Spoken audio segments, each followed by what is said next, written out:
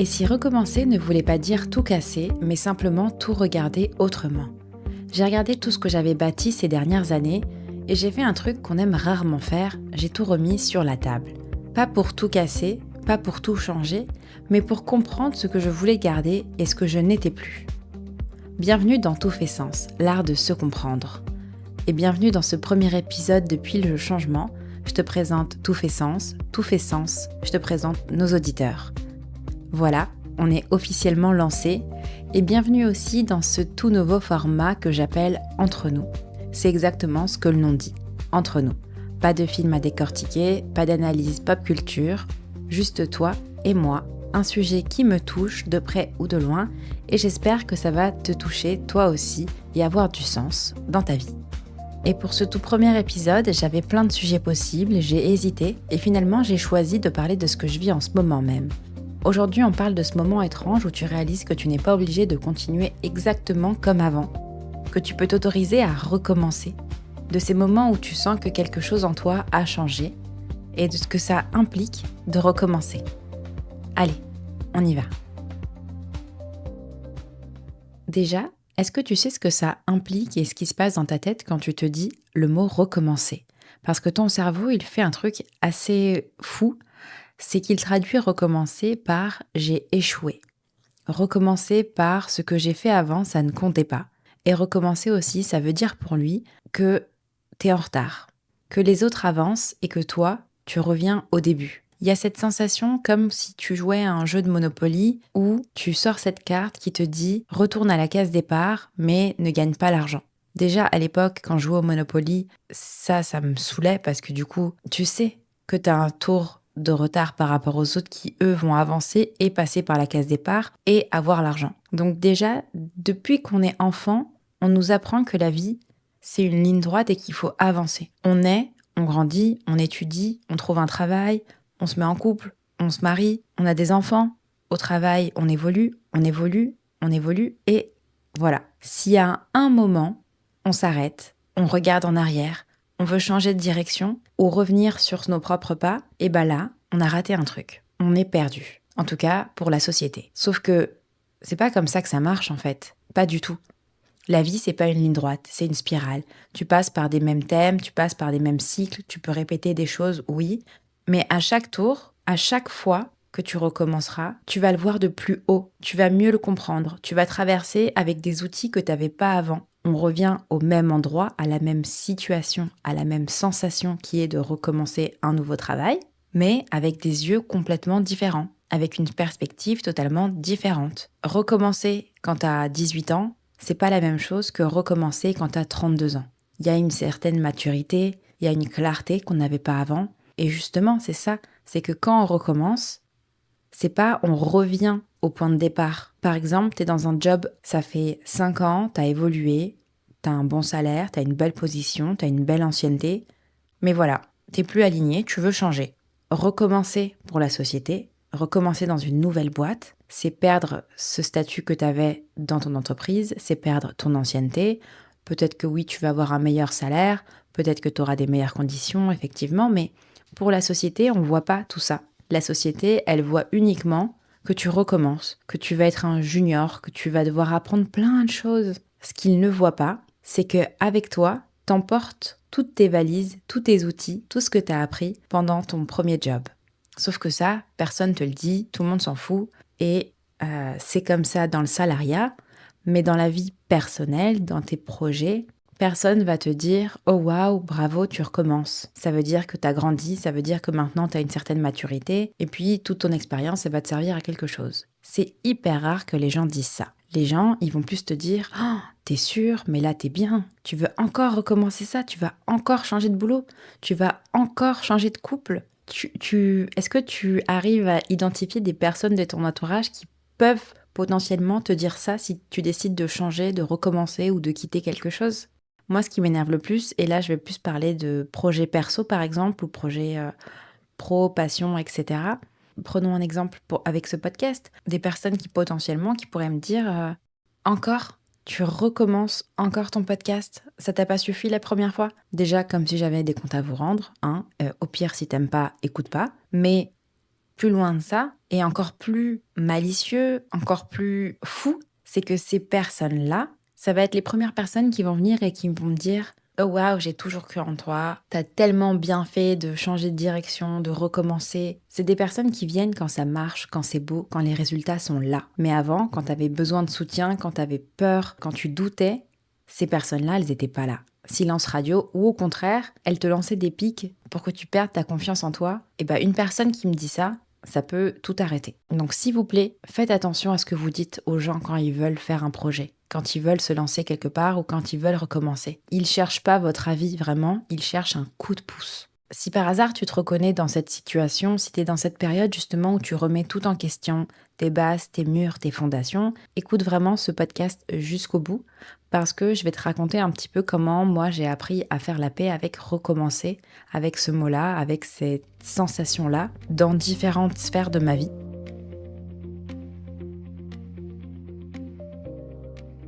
Alors déjà, on va faire un petit détour par la numérologie et ce pourquoi cette année, j'ai décidé de recommencer. En numérologie, chaque année de ta vie a une énergie.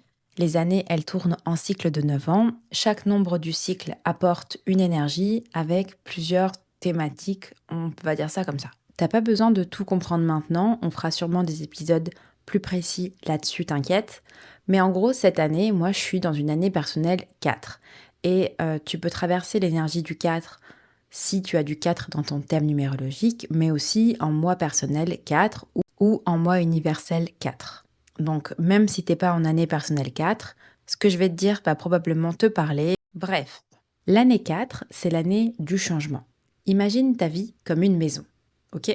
L'année 4, c'est vraiment les murs, le foyer, la stabilité, le concret, le matériel.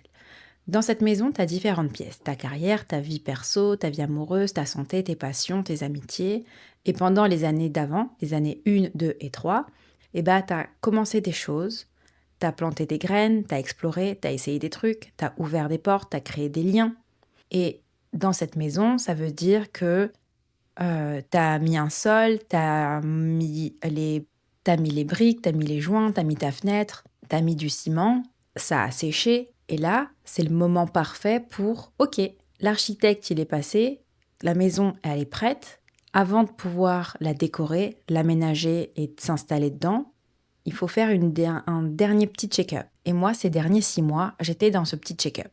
Ça ne veut pas dire que mes 6 prochains mois, je ne vais pas faire de check-up. J'ai commencé ce processus de check-up sur certains domaines, certaines sphères de ma vie.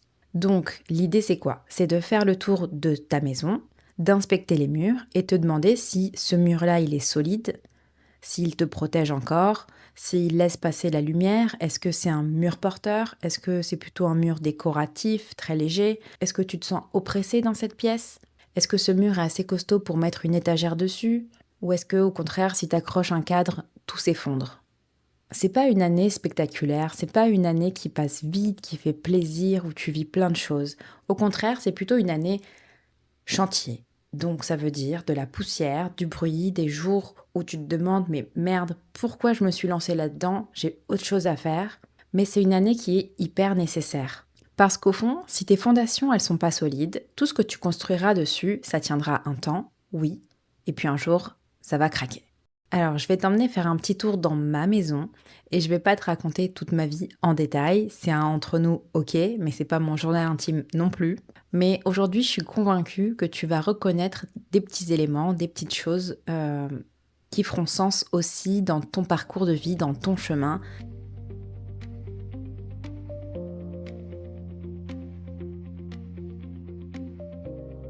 Déjà, avant les pièces, faut que je te parle du sol, du pilier. Du pilier, mais je parle pas du sol de la maison, je te parle vraiment du terrain.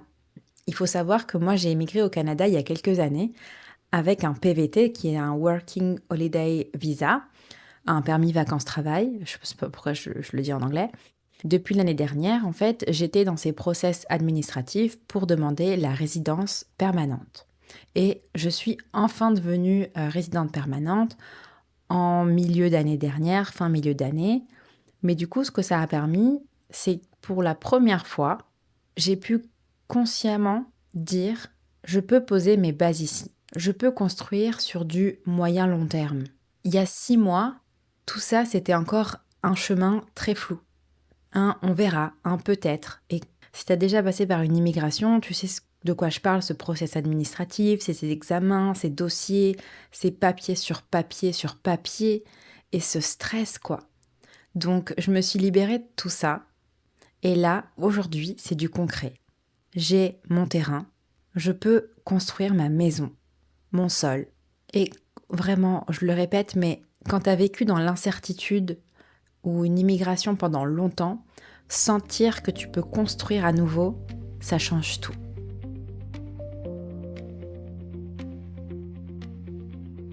Bon, maintenant, on va se concentrer dans la maison, dans les différentes pièces. La première pièce que j'ai inspectée, c'est le boulot, mon salariat. Je vais sûrement me perdre dans mon explication, mais ce que j'ai trouvé, c'était que la pièce du salariat, c'était une bonne pièce. Je me sentais bien dans cette pièce, le sol, il est solide, le mur, il est solide, mais il manque un truc. C'était comme être dans une pièce trop grande, mais où je voyais pas la différence entre le sol, le mur et le plafond. Ce genre de pièce où tu sais pas par où commencer du coup. Est-ce que je mets un sol? Est-ce que je mets un truc au mur? Et concrètement, au boulot, ça voulait dire que oui, je sais quoi faire, comment faire au boulot et tout. Mais en début d'année, j'avais besoin de mettre un cadre, de structurer des choses. Je me suis créé une routine assez légère, des documents aussi à suivre, des tableaux Monday, des flux, des process. J'ai essayé de tout mettre en noir sur blanc pour me vider l'esprit. C'est comme si tu as une pile de livres à lire immense et que tu achètes une bibliothèque. Moi, au travail, j'ai acheté cette bibliothèque. L'année 4, elle va te demander justement de organiser, de structurer, de planifier. Selon comment cette énergie te traverse, chez certaines personnes, ça va pouvoir être tous ces livres, je vais les ranger par ordre alphabétique ou je vais les ranger par couleur, par genre, par ordre alphabétique et genre et couleur et tout. Moi, je me suis juste dit, j'ai la bibliothèque, je range mes livres dedans. J'ai pas voulu voir ça comme un cadre trop strict, justement parce que cette énergie du 4, elle peut faire peur à certaines personnes, avec cette sensation de prison, d'être enfermé, d'être dans un carré. Et moi, je l'ai plus vu comme un guide, comme un repère. T'as une bibliothèque, tu ranges tes livres. Comme ça, t'as de la place dans ta pièce, mais ta bibliothèque, t'en fais ce que tu veux. Et donc, du coup, j'ai adapté l'énergie du 4 à ce que moi je sais, à ce que moi je fais et à qui je suis.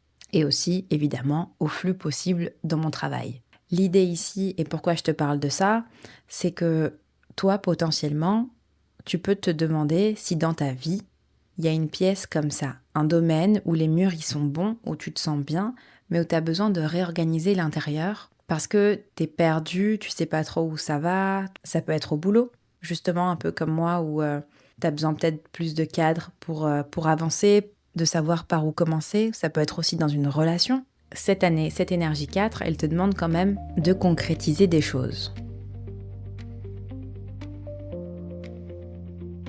Je vais passer les pièces vie perso, santé, machin. Enfin, je vous l'ai dit, c'est pas trop un journal intime. En tout cas, pas pour le moment. Peut-être plus tard. Mais en vrai, sans mentir, c'est pas les pièces les plus intéressantes de ma vie. Parce que vraiment, ce qui prend le plus de temps dans ma vie, à part mon travail, c'est mes passions. Et donc, je vais sauter directement à cette pièce-là, qui est pour moi, du coup, la plus grande pièce, la pièce la plus bordélique, la pièce où je me sens le mieux, où je me sens le moins bien, où je peux y passer des heures, où il faut qu'on me force à sortir, où j'ai peur de rentrer. Vraiment, ça prend une énorme place dans ma vie. D'ailleurs, quand on me demande qu'est-ce que tu as fait ce week-end, c'est toujours, toujours, toujours lié à mes passions, à mes projets. Et dans cette pièce, j'ai retapé. J'ai fait une rénovation complète. Et je suis honnête avec toi, mais cette pièce est celle qui m'a fait le plus peur parce que recommencer un truc alors que les bases, elles étaient pas folles, c'est un peu contre-intuitif. Tu vois, par exemple, ce podcast, justement, je l'ai recommencé. J'ai tout retravaillé, j'ai reposé mes bases. Mais ce qu'il était avant, sa version 1, la version du 7e nombre, elle n'était pas mauvaise. Et donc, j'ai eu cette peur de, est-ce que je vais tout gâcher, quoi, si je recommence? Est-ce que je vais perdre ceux qui m'écoutaient? Est-ce que je vais pas recommencer dans 6 mois? Et du coup, voilà, je me suis posé les bonnes questions. Je suis retournée à mes bases, à ce que je voulais, à ce que j'aimais, à ce que je pouvais faire, à ce que je pourrais tenir sur le long terme. Et j'ai décidé d'avancer en faisant quelque chose qui serait beaucoup plus aligné avec ce que je construis aujourd'hui et avec qui je suis. Pas parce que ce que j'avais fait était mauvais, mais parce que moi, j'ai changé. Moi, j'ai évolué. Et si tu me connais pas, je vais faire une petite parenthèse là, très rapide. Mais il y a un peu plus d'un an, j'ai commencé ce podcast. Je l'ai fait, il me semble, au mois d'août, alors que je venais de commencer ma formation de numérologie. Donc, j'avais une base de numérologie, j'étais bien formée. Mais c'est vrai que la numérologie, on en apprend tous les jours, j'en apprends tous les jours.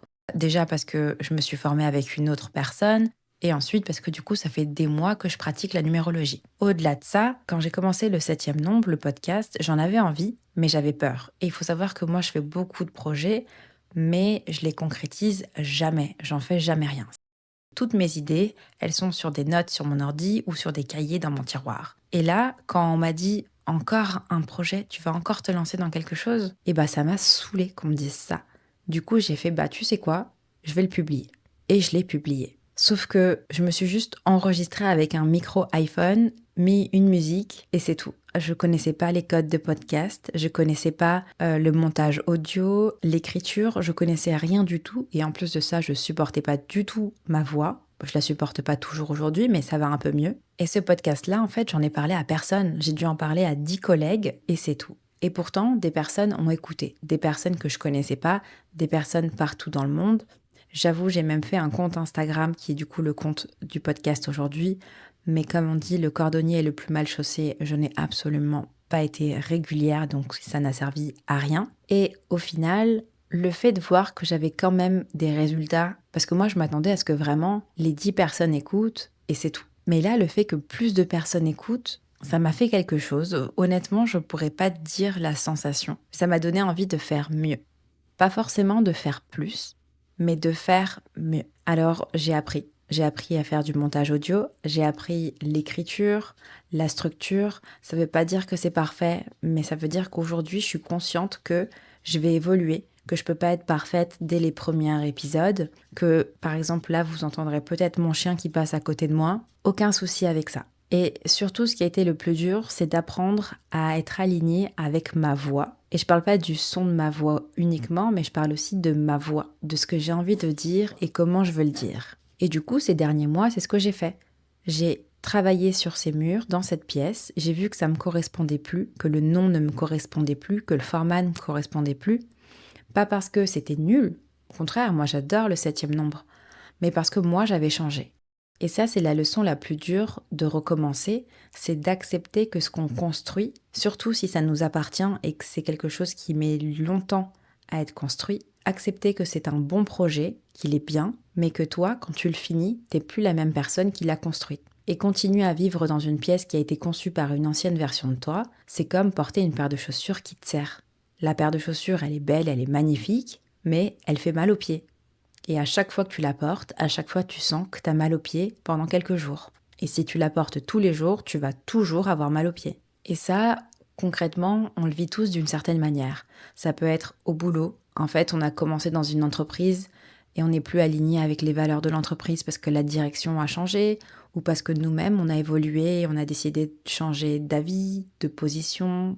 Ça peut être aussi dans les relations. Quand on se met en couple avec une personne, le couple peut fonctionner très bien, mais quand les personnes grandissent, elles peuvent évoluer avec des rêves différents, avec des objectifs différents qui malheureusement peuvent les éloigner. Et comme moi, ça peut être un projet qu'on lance et qui finalement est peut-être plus adéquat avec qui on est aujourd'hui quand ça finit. L'évolution, elle est là, il faut juste pas en avoir peur.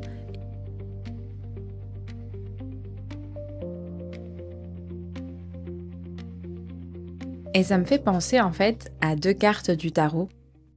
J'ai dit que je parlerais beaucoup d'outils et notamment le tarot, c'est un outil que j'aime beaucoup, de forme concrète et analytique justement, pas, divinatoire, mais ça on en reparlera peut-être une autre fois. 2 cartes du tarot. Alors la première c'est Maison Dieu ou la tour, selon le tarot que tu connais et quand tu la regardes visuellement, c'est une carte assez intense. On a une tour qui est frappée par la foudre, des gens qui tombent, tout qui s'effondre, qui saute et la première réaction quand on voit cette carte, c'est plutôt «Oh mon Dieu, catastrophe, qu'est-ce qui se passe encore?» Vraiment, on a l'impression que tout est en train de sauter, brûler, etc. Et la deuxième carte, c'est celle de la mort ou de l'arcane sans nom. Cette carte-là, qui est la carte 13 au tarot, et 13 c'est 1 plus 3 égale 4, vous voyez le lien avec mon année personnelle aussi, et bah cette carte-là, c'est pas forcément la mort, oui c'est la mort, mais c'est la mort comme transformation.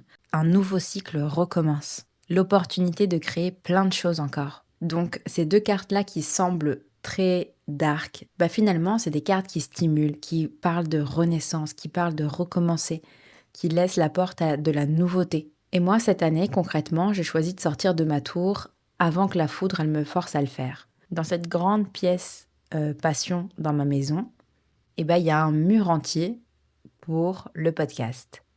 Parce que c'était ce qui a pris ces derniers mois à retravailler.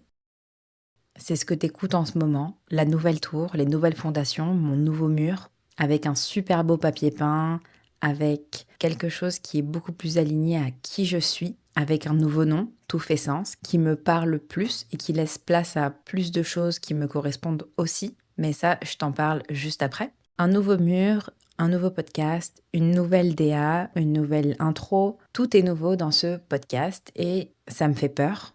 J'ai vraiment la trouille que ça ne plaise pas. Ça me plaît énormément, donc j'ai envie que quand tu écoutes ce podcast, tu le ressentes. Et du coup, bah là, c'est la transition parfaite pour te parler de la suite, te présenter ce podcast qui est du coup ce nouveau mur dans cette pièce.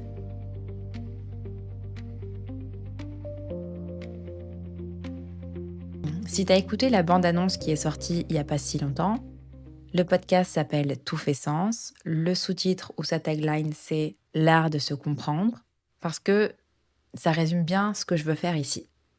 On va prendre l'art, les films, les séries, la musique, la pop culture, ou encore l'art avec un grand A, en allant vers la mosaïque, la sculpture, le dessin, et on va s'en servir pour se comprendre soi-même et comprendre les autres. Et au lieu de me limiter à un seul outil, comme la numérologie, ce que je faisais avec le 7e nombre, j'ai ouvert la boîte. La numérologie reste ma base, c'est mon premier amour, c'est ce que je maîtrise le plus, c'est ce que je continue d'apprendre au quotidien, mais maintenant, elle va être accompagnée. Elle va être accompagnée par le tarot, elle va être accompagnée par les énergies, plutôt chakras, etc.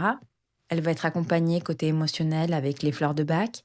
Elle va être accompagnée possiblement par du human design, de l'astrologie, de l'art-thérapie, de la sophrologie.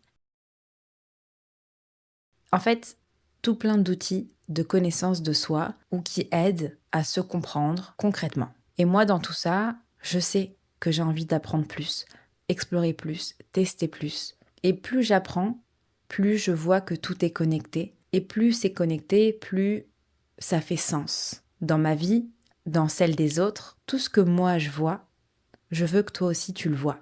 Et pour parler de tout ça, il va y avoir 3 formats d'épisodes, en tout cas pour le moment. Le premier épisode, ça va être l'épisode analyse, ce que je faisais avec le 7e nombre. Là où, par exemple, je prends un film, une série, un personnage, et je le passe au filtre de mes outils. Par exemple, dans l'épisode où on parle de Thanos, on va comprendre ton rapport au pouvoir. Avec l'épisode de Mulan, on va se poser des questions très identitaires. Dans l'épisode de Vaiana, on va aller comprendre nos limites. Qu'est-ce qui nous retient dans la vie? Et pourquoi on a peur d'avancer? C'est des épisodes assez profonds, assez réfléchis. C'est vraiment le cœur du podcast et c'est moi ce qui m'anime le plus parce que ça mêle mes deux passions, l'art et le développement personnel. Le deuxième format, ça va être les entrevues. Je vais inviter des personnes, soit liées au monde artistique ou créatif, soit liées au monde du développement perso, santé mentale et bien-être. Et on va explorer leur identité, leur histoire et leur vécu, d'une manière assez simple, assez légère, que je te laisserai découvrir et qui j'espère te plaira. Et enfin, le troisième format, c'est celui que tu écoutes en ce moment, le podcast Entre nous, un espace plus intime, plus anecdotique, plus réfléchi, plus libre, juste toi, moi et le micro. Et tout ça, ça sera un mardi sur 2. Note-le dans ton agenda, c'est notre nouveau rendez-vous.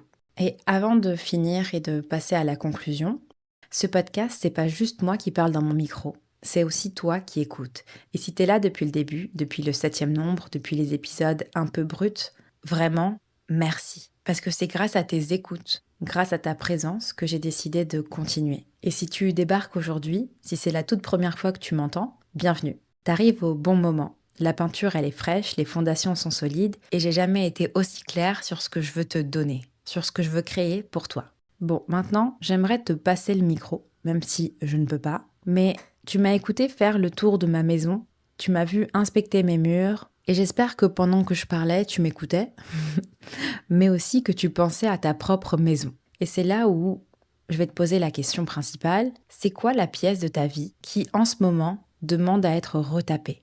Peu importe la pièce, ce que je veux que tu saches, c'est que regarder ces murs, c'est pas un signe de faiblesse. Se remettre en question, c'est un signe de conscience. Les gens qui ne remettent jamais rien en question, c'est pas des personnes solides. C'est des personnes qui ont peur de ce qu'ils vont trouver s'ils changent. Et toi, juste le fait que tu regardes, que tu te poses la question, rien que ça, c'est une énorme preuve de courage et d'amélioration. Recommencer, c'est pas reculer. Recommencer, c'est choisir de construire avec de meilleurs plans. Et si toi aussi, tu es en train de recommencer quelque chose, que ce soit un projet, une carrière, une relation ou un travail sur toi-même, tu n'es pas en retard. Tu es en train de poser des fondations. Et des fondations solides, ça prend du temps. Mais ce qui se construira dessus, ça va tenir pour longtemps. Voilà, c'est le tout premier épisode entre nous de Tout fait sens et j'espère sincèrement que ça t'a plu parce que moi j'ai adoré te parler comme ça. Si cet épisode il t'a parlé, si t'as une pièce en toi que t'as envie de retaper, n'hésite pas à m'écrire. Je lis tous les messages et je prends le temps de répondre. Si tu veux soutenir ce nouveau départ, tu peux laisser 5 étoiles au podcast sur ta plateforme d'écoute préférée. Ça aide énormément à le faire découvrir à d'autres personnes. Et si tu débarques ici sans me connaître, tu peux retrouver tout mon univers sur Instagram, TikTok, YouTube ou très récemment, je suis sur Substack. Merci d'être là, merci de me faire confiance avec cette nouvelle version du podcast. Et n'oublie pas, tout fait sens dans la vie, il suffit de savoir où regarder.